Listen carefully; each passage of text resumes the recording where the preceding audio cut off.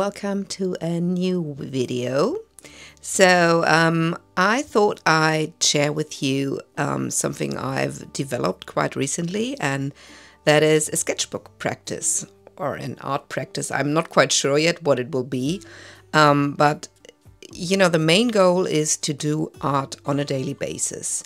And I have never been really good at keeping a sketchbook, because for many years I really feel like when I made the effort to draw, I wanted it to be a drawing that I could use in some kind of way, like for a print or a postcard, or at least for an Instagram post. And I was not that big on just doing some random scribblings or anything like that, or just, you know, doing a drawing in a sketchbook that won't see the light of day, because I always felt that was a bit of wasted time. But as I've come to finally realize after 12 years of making art, that it of course really isn't a waste of time. And yes, maybe that comes from I've done a lot of habit tracking and habits lately in all kinds of areas of my life. I've read the James Clear book and the other one by, can't remember his name now. It's Atomic Habits and it's Tiny Habits, I think. And this made me realize how important it is to, you know, do things on a daily basis.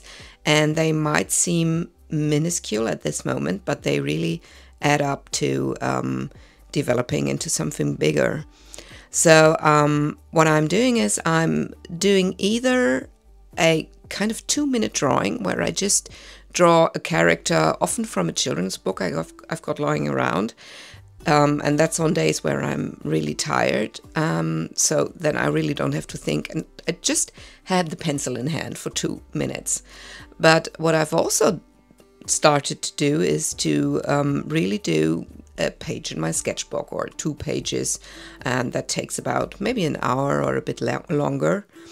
And yes, so that's what I'm doing here. I started out with some random scribblings just to warm up, and then I quickly got to drawing a little bunny and a badger. And yes, these actually, I want these to be part of a children's book that I want to write and illustrate, and I've never done that before, so I really have to practice to draw these characters in all different kinds of situations. And that was what I was doing here. So I had this idea of them kind of both, so the story will be about both of them, you know, going on an adventure, and they are very different characters. So one of them is more timid and easily frightened, and the other one is more brave and sometimes also a bit, what's the word, stupid in being too brave and risking, you know, getting injured or whatever. And yes, so I thought about drawing a scene here, and they are both just sleeping in this leaf. But what I wanted to try to convey is that even the way they are lying down when they're sleeping kind of shows what different characters they are. So the bunny obviously is the more timid one. I say obviously because, you know, in German it's like Angsthase and Frechdachs, and maybe that's where it stems from. So Angsthase would be the frightened bunny, and Frechdachs would be like sassy badger. And so the bunny is kind of a little bit like a baby or small children when they put their butt up when they're sleeping, and he has his arm close to his face, kind of as if he was sucking his thumb. And, you know, he's more curled up and huddled together. And then there's the badger, who is the sassy one and the fearless one. And he's just, you know, his belly is up and his head is dangling down, and he could fall off the leaf any minute. But he's so relaxed that he sleeps in a position like that. And yes, that's what I wanted to convey. And I know that the head of the badger doesn't really make sense that way. It would probably fall backwards more so that you could just see maybe more of his snout. I'm not quite sure, honestly, because yes, this is something I have to learn to really draw characters or also people maybe in their in perspective, and that's what the sketchbook practice is for. Yes, let me see. I made a couple of notes, but I think I've said most of it I already said. Yes, so what I really want to develop is a kind of more loose approach to illustration. So what I realized immediately when I started drawing with pencil and then with watercolors and so on, is that my shoulder didn't hurt anymore. So I had a quite bad shoulder pain for a while now, and when I was, doing drawings or painting on my iPad for maybe about 2 hours, then sometimes I really couldn't draw the next day anymore because my shoulder was hurting so much. And I never really liked doing some extra drawing in the evening because it always felt stressful. I really didn't enjoy it. That's what I realize now. I kind of enjoyed playing around with the colors in Procreate because you've got all these wonderful options, but I can easily sit down and paint in the evening for maybe an hour or two without feeling stressed at all. And that was not possible when I painted on my iPad. So I always felt a bit annoyed and stressed out. And so I had the rule for myself to not paint in the evening anymore to get a good night of sleep. And now with painting in an analog way, I can paint in the evening again and just feel very relaxed and happy afterwards. So I used watercolor for the leaves, and it's a blue watercolor, which is called, I think, Lecher Blau. It's a granulating one from Schminke, and it's one of my favorite watercolors right at the moment. And then I, for the bunny and the badger, for the gray, I used some gouache. And yes, gouache is something that I really have to get used to. What I like so much about it is that you can see the individual brush strokes.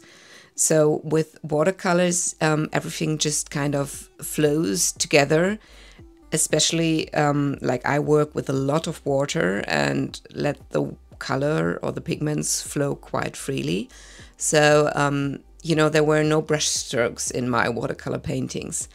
But with the gouache, you can really see these individual strokes, and I really like the look of it.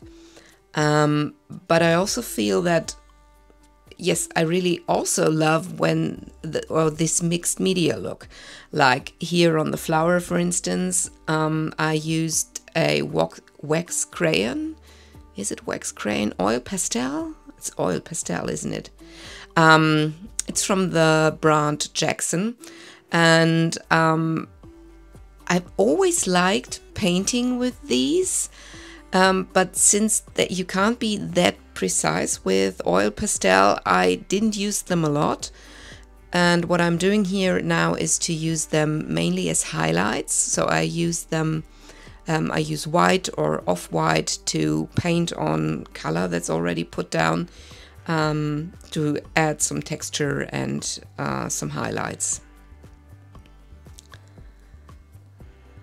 So yes, here I'm defining the outline a bit more with a black colored pencil, and I've also used a fine liner for the eyes of the two animals.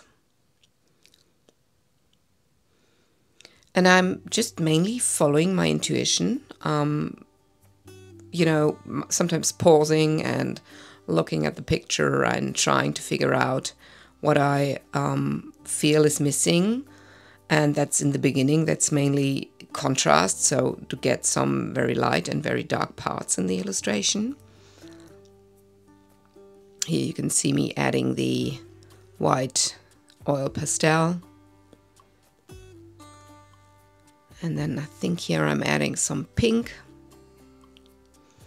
And I already know that I want this color combo of kind of a ochre yellow and a light pink and a grayish blue to be the colors for this children's book. Mainly because it's a color combination that I really enjoy. But also I feel like, you know, when I imagined the badger, he had to have bright yellow ochre pants.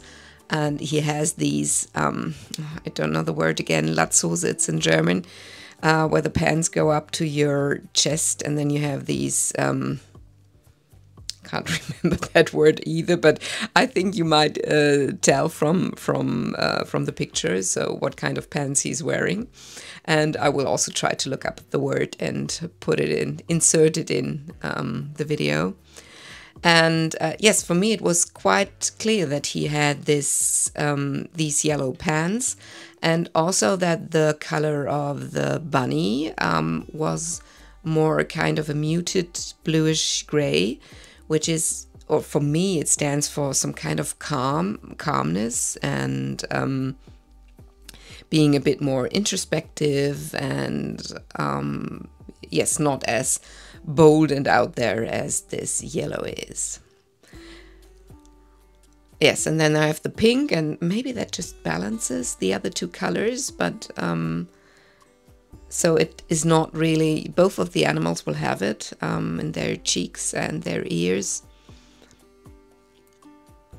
Yeah, so you can see me really using a lot of different mediums here, colored pencils and oil pastel and